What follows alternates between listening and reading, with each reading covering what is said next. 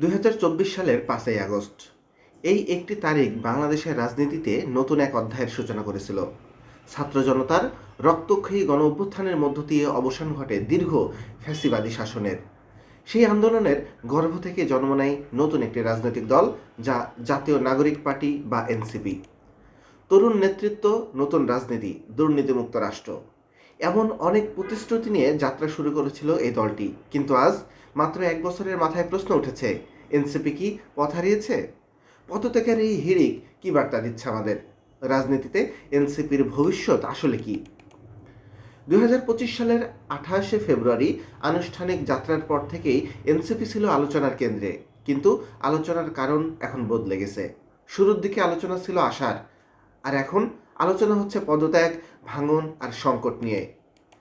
প্রায় প্রতিনিয়তই দলটির শীর্ষ ও মধ্যম সারির নেতাদের পদত্যাগের ঘোষণা আসছে। বিশেষ করে তরুণ ও নারী নেতৃত্বের সরে যাওয়া রাজনৈতিক বিশ্লেষকদেরকে ভাবিয়ে তুলেছেন। দক্ষিণ পূর্ব এশিয়ায় ইতিহাস গবেষক আলতাফ পারভেজ বলেছেন, অনেক প্রতিশ্রুতি আর আদর্শিক বার্তা দিয়ে গঠিত এনসিপি এখন বিধ্বংসের পথে। তার মতে, এনসিপির সবচেয়ে বড় রাজনৈতিক ভুল হলো জামাতের সাথে জোটে যাওয়া। এই সিদ্ধান্ত নেওয়ার আগে দলের ভিতরে গণতান্ত্রিক চর্চা হয়নি, সবার মতামত নেওয়া হয়নি। ফলাফল কি হলো? ব্যাপক অসন্তোষ, একের পর এক পদত্যাগ, দলের আদর্শিক ভিত্তি দুর্বল হয়ে পড়া। আলতাফ পারভেজের ভাষায়, এটি শুধু এনসিপির ক্ষতি নয়, জুলাই গণ-অভ্যুত্থানের আকাঙ্ক্ষারও ক্ষতি। ক্ষমতার লোভ ও পুরনো রাজনীতির ছায়া।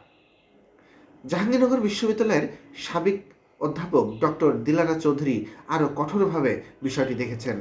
তার মতে, এনসিপির ভিতরে শুরু থেকেই ছিল ক্ষমতার তাড়াহুড়া, রয়েছে দুর্নীতি ও মনোনয়ন বাণিজ্যের অভিযোগ। নতুন দল হয়েও তারা পুরনো রাজনৈতিক বন্দোবস্তই অনুসরণ করেছে। তিনি প্রশ্ন তুলেছেন, যারা অনিয়ম, দুর্নীতি আর মনোনয়ন বাণিজ্য করবে, তারা নতুন রাজনীতি দেবে কিভাবে? একটি নতুন দল যদি নিজের ভিতরেই গণতন্ত্র, সততা, স্বচ্ছতা নিশ্চিত করতে না পারে, তাহলে তারা বিকল্প শক্তি হয় কিভাবে?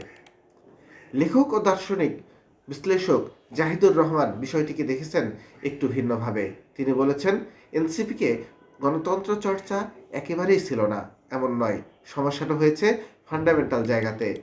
এনসিপি নিজেকে মধ্যপন্থী দল হিসেবে তুলে ধরতে চেয়েছিল, কিন্তু হঠাৎ করেই কট্টর ধর্মীয় দলগুলোর জোটে যাওয়া, আসন সমঝোতা নিয়ে গোপন সিদ্ধান্ত, এতে দলের ভিতর থেকে শুরু হয় আদর্শিক ভাঙন। অনেকে মনে করেন এই সিদ্ধান্ত মুক্তিযুদ্ধের চেতনার বিরোধী, জুলাই গণ-অভ্যুত্থানের আকাঙ্ক্ষার পরিপন্থী।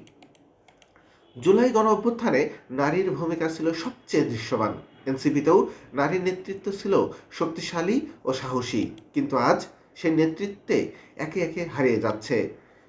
এটা শুধু একটি দলের সংকট নয়, এটি একটি রাজনৈতিক বার্তা। যে দল নারীর কণ্ঠ ধরে রাখতে পারে না, সে দল কিভাবে নতুন বাংলাদেশের প্রতীক হবে? সবকিছু মিলিয়ে প্রশ্ন একটাই, এনসিপির ভাগ্যে কি আছে? রাজনৈতিক বিশ্লেষকদের বড় অংশ মনে করছেন, এই পথ ধরে যদি এনসিপি চলে, তাহলে একটি টেকসই রাজনৈতিক শক্তি হয়ে তারা উঠতে পারবে না। জুলাই গণঅভ্যুত্থানের চেতনা টিকিয়ে রাখতে হলে নতুন করে তরুণদের ঐক্য দরকার, স্বচ্ছতা, গণতন্ত্র ও আদর্শিক দৃঢ়তা দরকার। নইলে আরেকটি সম্ভাবনাময় রাজনৈতিক উদ্যোগ ইতিহাসের পাতায় চিরতরে হারিয়ে যাবে। আপনার কি মনে হয়, এনসিপি কি ঘুরে দাঁড়াতে পারবে, নাকি এটি শুরুতেই শেষ হয়ে যাবে? মতামত দিন কমেন্টে। ভিডিওটি ভালো লাগলে অবশ্যই লাইক দিবেন, আর এমন বিশ্লেষণ পেতে চ্যানেলটি সাবস্ক্রাইব করবেন। আর যদি ফেসবুক থেকে ভিডিওটি দেখেন, তাহলে আমাদের পেজটি ফলো করে আমাকে সহযোগিতা করবেন। ধন্যবাদ।